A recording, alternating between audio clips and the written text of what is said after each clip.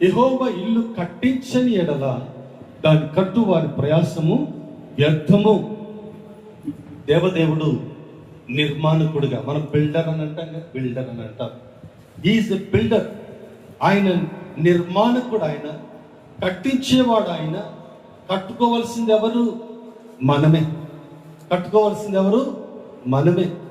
దేవుడు మన జీవితాలని కట్టిస్తాడు, మన కుటుంబ వ్యవస్థని కట్టిస్తాడు, మన సంఘాన్ని, సంఘ వ్యవస్థను ఆయన కట్టిస్తాడు. కానీ కట్టుకోవలసింది ఎవరంటే మనమే. నా జీవితాన్ని నేనే కట్టుకోవాలి. నా జీవిత నిర్మాణకుడను నేనే.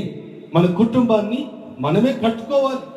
మన సంఘాన్ని మనమే కట్టుకోవాలి. దేవునికి స్తోత్రం కలుగును గాక. డిఎల్ మూడీ గారిని పాత్రికేయులు అడిగారు, అయ్యా నీ సేవలో నీకు బాగా ఆటంకం కలిగించి అడ్డొచ్చిన వ్యక్తి ఎవరైనా ఉన్నారా అని అడిగారంట. డిఎల్ మూడీ అంటే గొప్ప దైవజనుడు ఆయన. అడిగితే ఉన్నారు ఉన్నారు ఉన్నారు అని అన్నాడంట ఆయన.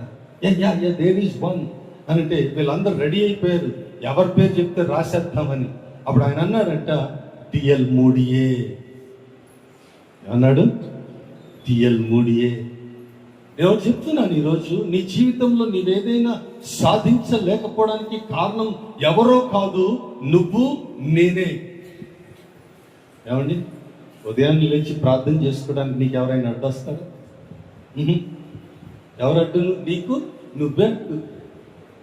ప్రార్థన చేసుకోవడానికి, వాక్య పఠన చేసుకోవడానికి, దేవుని సన్నిధిలో నిత్యం ప్రభు సన్నిధికి వెళ్ళి ఆయన ఆరాధించడానికి ఎవరైనా మనకు అడ్డొస్తారా?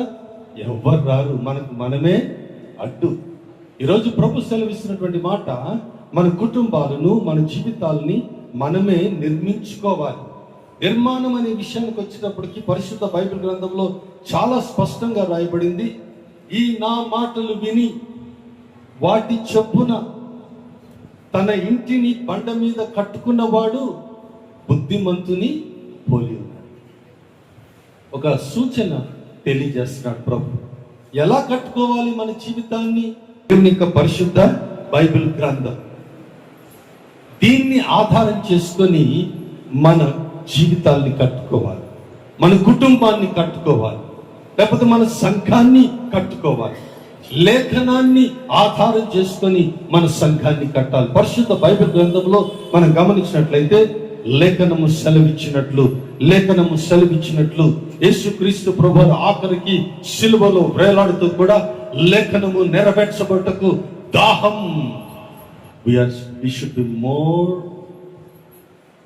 focusing on the word of God. దేవుని యొక్క వాక్య ప్రకారం మన జీవితాన్ని కట్టుకోవాలి. దేని మీద మనం శ్రద్ధ ఉంచొద్దని ప్రభు పేరిట నేను జ్ఞాపకం చేయాలి. యేసుక్రీస్తు ప్రభువారు ఆఖరికి మరణ సమయంలో కూడా ఆయన లేఖన నెరవేర్పును గురించి చింతిస్తున్నాడని మనకు అర్థమవుతుంది. అందుకని మన కుటుంబాలను కట్టుకోవడమైనా, తర్వాత మన వ్యక్తిగత జీవితాన్ని కట్టుకోవడమైనా, ముఖ్యంగా సంఘాలు, లేఖనం మీద కట్టబడినటువంటి సంఘాలు, అది ఎన్ని వరదలు వచ్చినా, ఎన్ని తుఫాన్లు వచ్చినా అయ్యా చెక్కు చెదరకుండా ఉంటాయి. అంటే లేఖనము కాకుండా నువ్వే దాని మీద కట్టిన నీ జీవితాన్ని, నీ కుటుంబాన్ని, నీ సంఘాన్ని, వరదలు వచ్చినప్పుడు, తుఫాన్లు వచ్చినప్పుడు ఏమవుతుంది? అడ్రస్ లేకుండా కొట్టుకుపోతుంది. కానీ లేఖనం మీద కట్టబడినటువంటి సంఘము, అది ఎన్ని తుఫాన్లు వచ్చినా నిలిచి ఉంటుంది. అది నవ్వుల పాలు కాదని ప్రభు పేరిట నేను జ్ఞాపకం చేస్తున్నాను.